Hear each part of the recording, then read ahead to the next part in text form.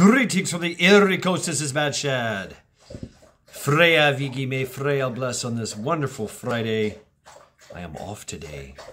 Charity is drinking water, a lot of water. I just gave her a treat. Yes, it's the day after Thanksgiving, post-Thanksgiving day. And it's cold outside, cold and wet. It's like 46 degrees. It's kind of weird. It's kind of fucking with my throat a little bit. But anyway, none the worse for wear here. Otherwise, it's a good day. But that's not why I'm here. Yes, indeed, I am here to tell you that there are Americans trapped in Afghanistan, left there by Trader Joe and militia/incompetent regime. At least we forget that 13 servicemen and women died at Abbey Gate in Kabul, Afghanistan in August of last year, along with 200 other poor souls. And 300 plus people lost arms and legs and limbs. Things that don't grow back every day. Never forget whose fault this is. But there was hope. There is hope. These folks are still in country. And that is Task Force Argo, Task Force Pineapple, Project Exodus, Project Dynamo, Christian Coalition, Mighty Oak Foundation, just to name a few. Meanwhile, lots of stuff going on in the world that we don't get to hear about. You probably have heard some of it. CNN is actually reporting it live. Interesting footage coming out of China. But it started with Foxconn. Foxconn is a company that makes iPhones and iPads. They're the largest. They are the largest manufacturers of iPhones and iPads.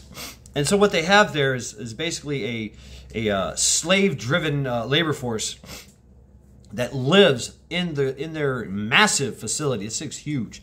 Massive facility. And they live there, they sleep there, they eat there. Well, they started rationing their food, breaking down, no heat, no water, no food in the facility where the enslaved workers were working. And, well, you know, it's a funny thing about tyranny is that the people say, fuck it, we're done, and shit got real, and they started fucking shit up. So the people started really going crazy and tearing stuff up. They broke out of the, they had security that limited their movements in the facility. They broke out of the facility. They wandered the streets. They engaged in combat with what they call the white saviors. If you've seen these guys, it's the COVID army of China. They wear white suits and they call themselves the white saviors. Interesting, but literally they're wearing these little white Tyvek suits and gear, and they got riot shields and sticks, and they're trying to beat back the people, and they did. They beat the hell out of a lot of people, and the people were enraged, and then it spilled out into the streets. Of course, China, the China regime says, hey, zero COVID, zero, whatever they call it, zero COVID policy, and so stand to be tested and quarantined and all that, and well, it didn't go well. They took to the streets. They're still in the streets fighting in a massive protest and revolt. And you see the combat. I was hoping to see some kind of kung fu action, but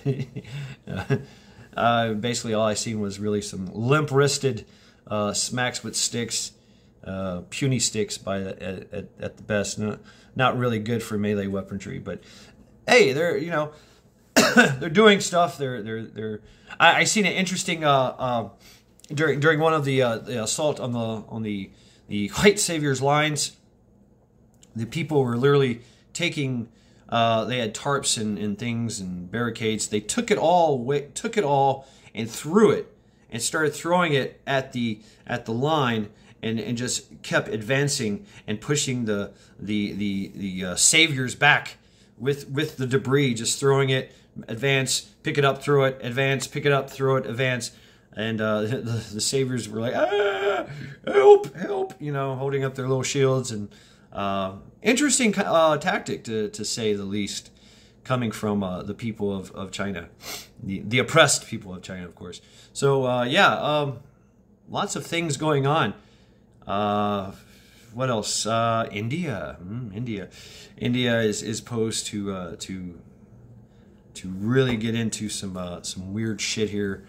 Keep your eyes on India. Absolutely going. The Brexit is in full swing. Of course, China is converting all their U.S. dollars that they had in reserve to gold standard. So it would be very, very interesting, to say the least, to see what's going on there. But yeah, craziness going on in China. Crazy, absolute revolt going in China. Absolute revolt going in Iran, Brazil.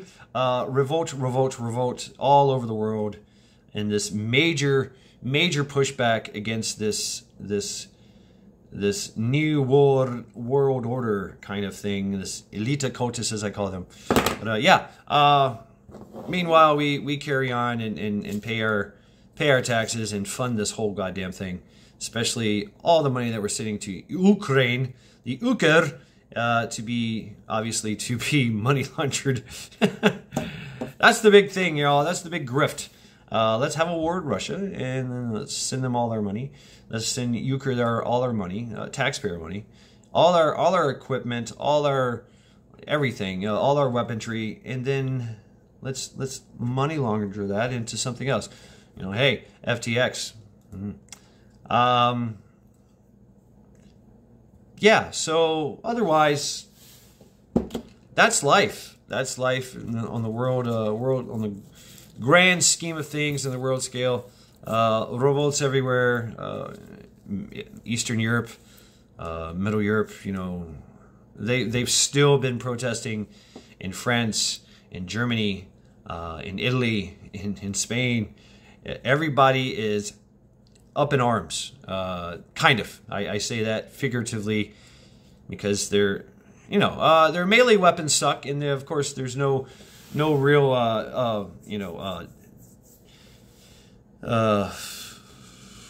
lethal force being used by either side. It's just, you know, I beat you up, you beat me up with some very arcane and inefficient weaponry. So there you go, folks. This has been Mad Shad. Every day, never forget.